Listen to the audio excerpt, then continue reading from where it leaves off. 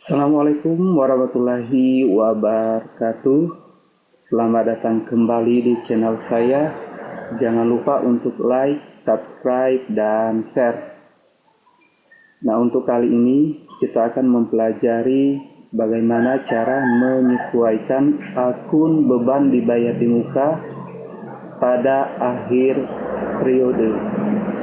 Nah, contoh-contoh akun beban dibayar di muka itu biasanya adalah sewa dibayar di muka, asuransi dibayar di muka, iklan dibayar di muka. Nah, ini biasanya akun-akun yang sering ada di contoh-contoh soal yang dipelajari. Nah, bagaimana menyesuaikannya di akhir periode? Nah, itu tergantung dengan metode yang digunakan pada saat jurnal umum sebelumnya. Nah, metodenya ada dua. Yang pertama itu adalah metode neraca dan metode laba rugi. Nah, untuk metode neraca, jurnal umumnya pada saat melakukan jurnal umum, kalau perusahaan itu menggunakan metode neraca, nah mereka membuat jurnal sewa dibayar di muka pada kas. Sewa dibayar di muka pada kas. Ini kalau perusahaan menggunakan metode neraca. Kalau perusahaan menggunakan metode laba rugi, nah biasanya dia mencatatnya beban sewa pada kas. Beban sewa pada kas. Nah, ini bagaimana cara menyesuaikan di akhir periode? Nah, kalau metode neraca, jurnal umumnya sewa dibayar di muka pada kas. Kemudian jurnal penyesuaian di akhir periode nanti itu beban sewa pada sewa dibayar di muka. Nah, nilai yang di sini, nilai yang di sini nanti jumlah rupiahnya itu nilai yang sudah jatuh tempo atau yang sudah terpakai, gitu. Kemudian kalau perusahaan menggunakan metode laba rugi, jurnal umumnya yaitu beban sewa pada kas. Nah, jurnal penyesuaian di akhir periode itu sewa dibayar di muka pada beban sewa. Nah, nilai yang di sini atau rupiah yang di sini nanti itu nilai yang belum jatuh tempo. Nah, contoh misalnya di sini ada contoh soal biasanya untuk beban dibayar di muka itu biasanya perusahaan membayar sewa gedung untuk masa 1 tahun 1.200.000. Nah, kalau ini pada saat ini mau dibuat jurnal umum, kita di jurnal umum, itu kalau perusahaan menggunakan metode neraca, biasanya jurnalnya sewa dibayar di muka pada kas. Nah, kalau perusahaan menggunakan metode laba rugi, maka jurnalnya di sini adalah beban sewa pada kas. Gitu.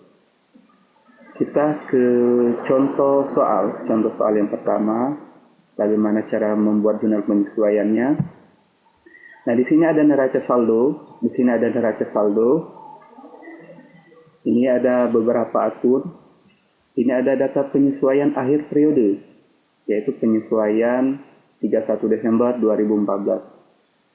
Data penyesuaiannya, sewa gedung dibayar pada tanggal 1 November 2014. Bagaimana cara membuat jurnal penyesuaiannya?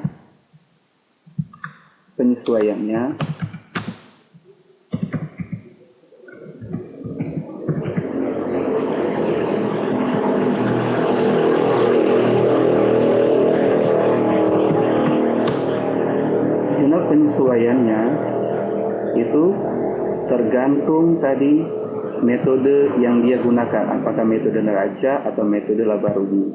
Nah, lalu bagaimana cara mengetahuinya kalau sudah sampai di neraca saldo?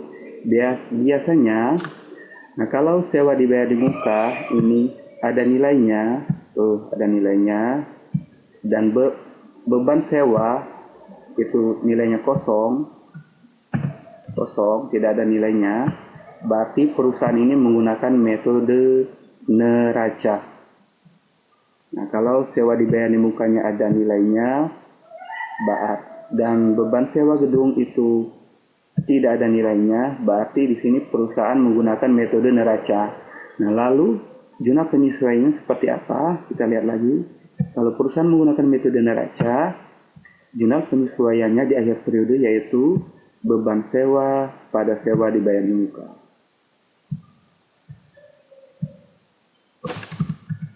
Beban sewa pada sewa dibayar di muka.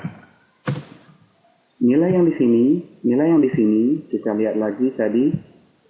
Nah, nilai yang sudah jatuh tempo. Nah, nilai yang sudah jatuh tempo. Ingat, sewa 1.200.000 ini dibayar November 2014, sedangkan kita akan menyesuaikan pada Desember 2014. Nah, ini untuk 1 tahun. Untuk 1 tahun 1.200.000 ini sudah terpakai atau sudah jatuh tempo sebanyak 2 bulan, yaitu November dan Desember. Nah, 1.200.000 itu untuk 1 tahun, berarti 1 bulannya 100.000. Berarti kalau 2 bulan itu 200.000. Nah, ini yang jatuh temponya berarti 200.000.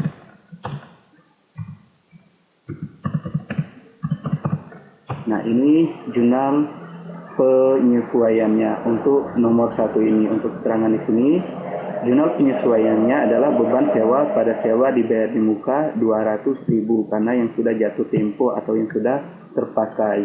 Yang terpakai tadi baru 2 bulan, yaitu November dan Desember. 1 bulannya 100.000. Oke, kita lanjutkan ke contoh yang kedua. Nah, ini ada sebagian neraca saldo dan di sini ada data penyesuaian per 31 Desember 2014 atau akhir periode.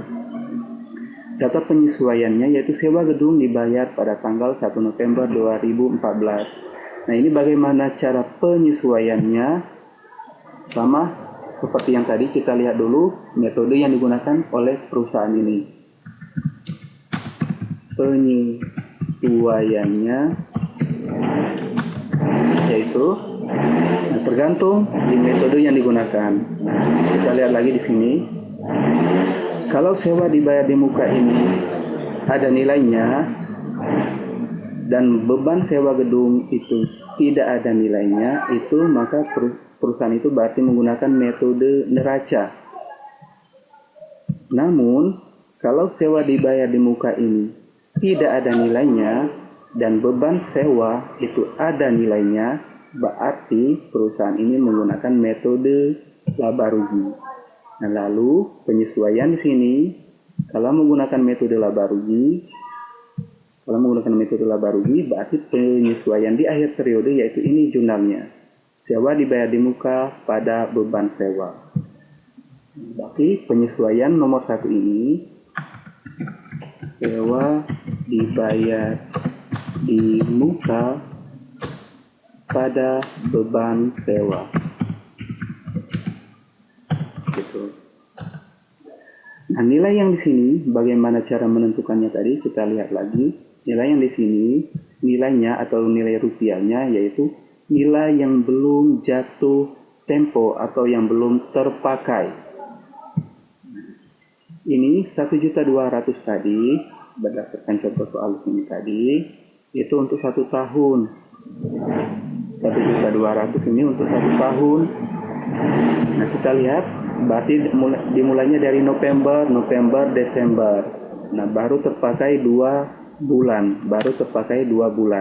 Nah, sedangkan jurnal yang di sini tadi, ini yang belum terpakai atau yang belum jatuh tempo. Berarti yang belum terpakai, kalau itu 12 bulan, yang sudah terpakai 2 bulan, berarti yang belum terpakai itu 10 bulan.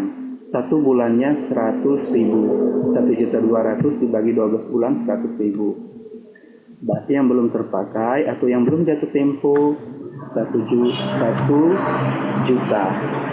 100.000 dikali 10, 1 juta.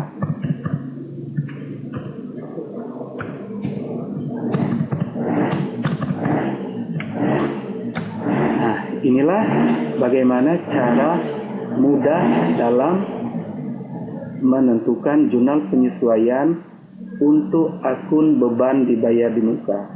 Ingat tadi, contoh akun beban dibayar di muka itu adalah sewa dibayar di muka, asuransi dibayar di muka, dan iklan dibayar di muka. Nah, cukup sekian untuk penjelasan kali ini. Assalamualaikum warahmatullahi wabarakatuh.